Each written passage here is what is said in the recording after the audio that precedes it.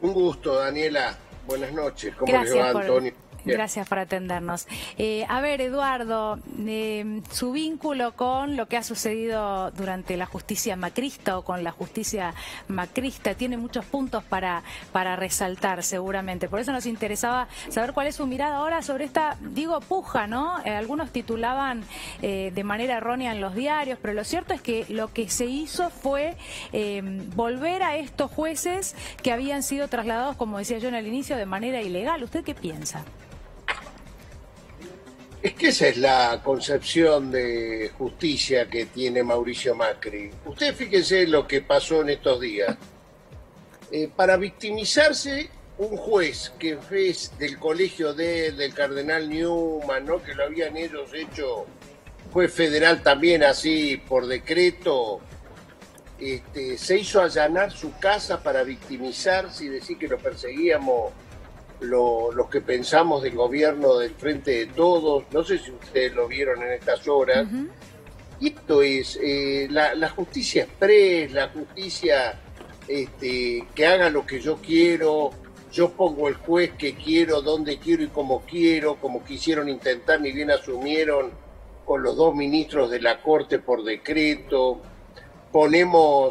Acordémonos cómo fue que sacaron a los jueces de la Cámara Federal para poner a estos jueces amigos de ellos. Los sacaron ahí. Esa sala estaba integrada por el doctor Ballestero, el doctor Freiler y el doctor Farah, que ha denunciado en los últimos días las presiones a que él fue sometido en aquel tiempo. Al juez Freiler lo destituyeron. ¿Por qué? ¿Cuál era el delito o cuál era la falta que tenían estos tres jueces que fueron separados de la sala 1 de la Cámara Federal? Haber condenado a Mauricio, haber procesado a Mauricio Macri en las escuchas ilegales. Y ahí fue que los sacan a ellos y los ponen a estos tres jueces, dos de los tres jueces, Bertuzzi y ¿cómo se llama el otro? Bruglia y Castelli. Pero perdón. Bruglia y Bertuzzi, sí, fueron puestos en la sala, en el lugar donde sacaron a los otros jueces, ¿no? Y fueron sin acuerdo del Senado. Eran dos jueces amigos de Macri para hacer los fallos de persecución al adversario político. Eso es lo que tenemos que diagnosticar, es que esa es la justicia, y a eso se prestaron esos jueces.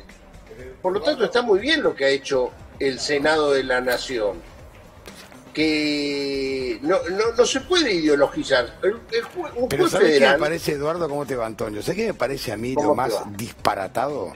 Que haya legisladores que desconozcan la Constitución, que haya abogados que desconozcan la Constitución. No es atribución del presidente ocupar posiciones legislativas, ni legislar, ni nombrar jueces. Es el Consejo de la Magistratura, una terna, o sea, está muy claro en la Constitución. Pero que se discuta esto me parece un disparate en la Argentina. bueno, no es que desconocen la Constitución. La conocen, La llevan peor. a jugar como ellos quieren, que es distinto. Pero es peor eso. Y claro que sí, y claro que sí. Y escriben ríos de tinta como si esto fuera una persecución a estos jueces, ¿no? Y la verdad que no es así. La verdad que son tres jueces que no tenían acuerdo del Senado para tener jurisdicción sobre la Cámara Federal. Y es más, creo que en aquel tiempo, ustedes que siguen el día a día más que yo, la Corte supo sacar alguna acordada diciendo que no compartía este traslado de jueces así, porque después lo hicieron con bastante asiduidad de cambiar jueces de un lado al otro, ¿no? Así que a mí me parece que está muy bien y que sean jueces que tengan acuerdo del Senado para ir de camaristas federales al lugar que corresponde, que es pero fíjate un vos, lugar Eduardo, la Cámara Federal. pero ¿no? fíjate cómo funcionó la propaganda, porque se habló que fueron desplazados tres jueces que eran anti-kirchneristas, nunca se habló que eran macristas, por un lado. Por otro lado, se empezó a hablar que había un juez que se iba a trincherar y lo bien que hacía trincherándose en su juzgado. Lo bien que hacía. Después se habló que la persecución hacía que vayan a allanar la casa de Mauricio Macri cuando fue una operación montada, ridícula y falsa, que había que solamente mirar quién era el juez que había ido y te das cuenta que era compañero de colegio. O sea, realmente un disparate. ¿No? ¿Cómo se llamaba el juez? Es de Caseros, del 3 de febrero, no recuerdo el nombre. Sí. Pero ha habido el cardenal Newman, se conocían del colegio. Le echaron la culpa que el intendente Nardelli le había hecho la denuncia. Salió Culota, a decir que... el doctor Culota. Juan Manuel Culota, que ya lo habían puesto de juez federal transitorio ellos, ¿eh? Por eso te digo que se arma todo, funciona un aparato de propaganda que lo único que hace es inocular en la sociedad una determinada fake news, y hay un sector que compra y mañana van a marchar olivos hablando de San Martín, la libertad, esto, la república, la democracia, los jueces destituidos y es terrible. ¿Sabes qué pasa? Ahí nos vamos a ir a hablar otro tema que es un tema... hay un sector muy importante, muy poderoso de la sociedad que no acepta el resultado electoral de octubre del año pasado. Y eso, uno de esos sectores son grupos que tienen medios de comunicación, que es el grupo Clarín, otro sector es el grupo Techín. Y la verdad, me hubiera gustado, como digo siempre, que el martes de la semana pasada, cuando se sublevaron los policías y había 200 desaforados con el arma en la cintura rodeando la Quinta de Olivos, hubiera salido la central empresaria AEA, ¿no? La Asociación de Empresarios Argentina, donde están estos. Pero bueno, en un sector, no lo hicieron, por supuesto que no sacaron ningún comunicado. O ADEPA. La verdad, hay un sector, que este sector mediático está generando en las personas, alguien lo ha salido a medir, personas odiadoras, que no encuentran las razones, simplemente hay una negación del otro. Y nosotros los vemos con esos rostros cuando salen a la calle, desafiando todas las normas de convivencia que tenemos ahora con motivo de la pandemia. Les ves cuando le haces dos preguntas a cualquiera de los periodistas que arriesgan su vida porque como son odiadores agreden, y le hacen la segunda pregunta y ya no saben qué contestar. Seguramente que mañana va a ir a alguna gente a Olivos porque les duele lo que estamos gobernando en el frente de todos, particularmente a ese sector. Le duele la reforma judicial, le duele que se terminaron las jubilaciones especiales para los magistrados y funcionarios, les duele el decreto de las telecomunicaciones, la televisión por cable, les duele el impuesto a las grandes fortunas, les duele que querramos una sociedad un poco más igual que la que estamos viviendo. Es horrible vivir en esta desigualdad social. La ciudad de Buenos Aires es una ciudad que tiene un poder adquisitivo per cápita muy importante, muy importante. Ustedes lo estaban hablando quizás antes, pero también es la sociedad más desigual. Están el 10% más rico de América Latina y el 10% más pobre. Eduardo, eso es lo que podemos permitir. Sí. Eduardo, lo escuchábamos atentamente. Bueno, tenemos aquí a Anita Rodríguez Correa que quiere hacerle una pregunta también. Anita. ¿Cómo no? Sí, en referencia a que hoy Cristina Kirchner también tuiteó el comunicado del PJ, justamente que explicaba un poco lo que recién vos nos estabas contando.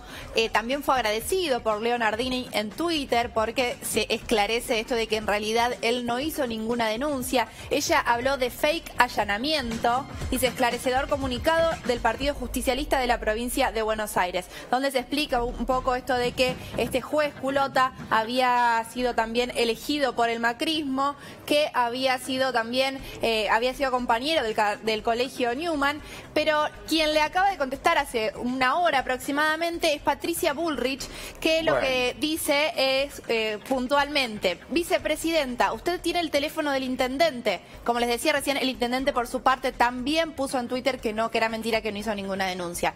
Es de su partido, llámelo, que le va a contar cómo desde la municipalidad hicieron la denuncia contra Mauricio Macri. Deje el cinismo de lado. Sus comentarios son de una enorme gravedad institucional. Pero convengamos que Patricia Bullrich es una mentirosa serial, ¿no? Ha mentido desde que era funcionaria, o sea, cuando estaba en el 2000 en la cartera de trabajo. Convengamos que es una mentirosa serial.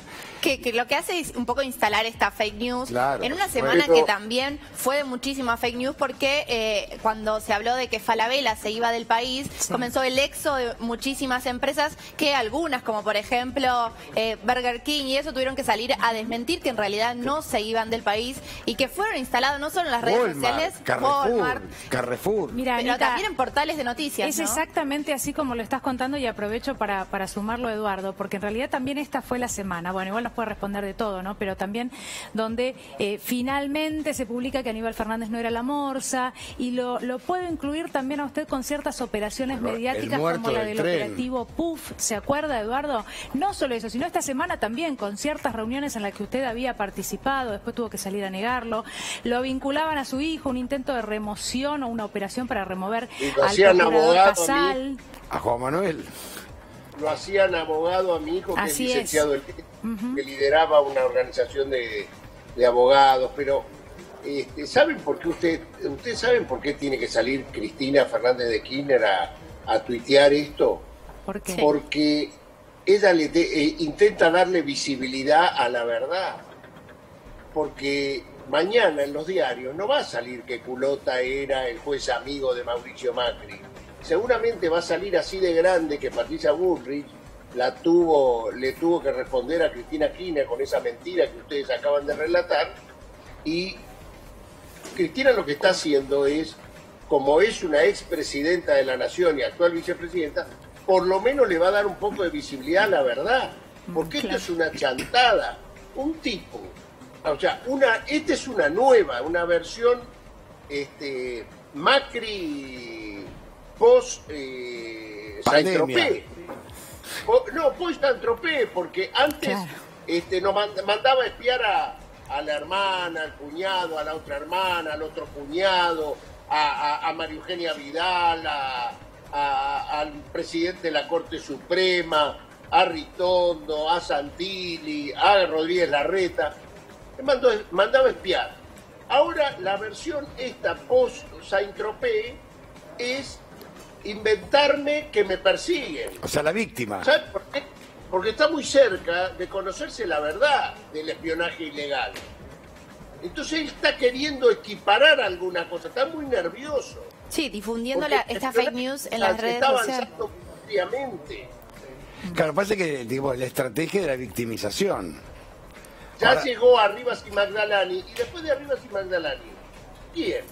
Macri. ¿Usted se cree que está Rivas y Magdalani la que mandó a espiar a la hermana de Mauricio Macri, al cuñado de Mauricio Macri? Bueno, Eduardo, yo recuerdo aquella conversación vía WhatsApp que se conoció, es parte de la causa, pero se conoció hace un tiempo por la causa de espionaje con el secretario Darío Nieto, donde justamente la recomendación era iniciar un proceso de victimización, ¿no? Denunciar persecución, algo similar a lo que había denunciado Cristina Fernández de Kirchner, bueno, y tantos más, ¿no? Justamente porque esa iba a ser una estrategia válida. Bueno, nos quedamos sin tiempo, Eduardo, pero sí, si quiere hacer un cierre. Pero con mucho gusto, cuando ustedes quieran, yo estoy disponible. Pero fíjense que lo último, la verdad está en los celulares. Los celulares han hablado por ellos, han dicho las barbaridades. Ahora que dicen, están impugnando los celulares porque dice que no se guardó la cadena del peritaje del celular. No saben qué hacer, porque saben que la verdad cada vez está más cerca. No es que por eso inventan estas cosas. Gracias, Eduardo, un abrazo, gracias. Muchas gracias. Y gracias también a Anita, que se quede igual con nosotros para el resto del programa. Sí,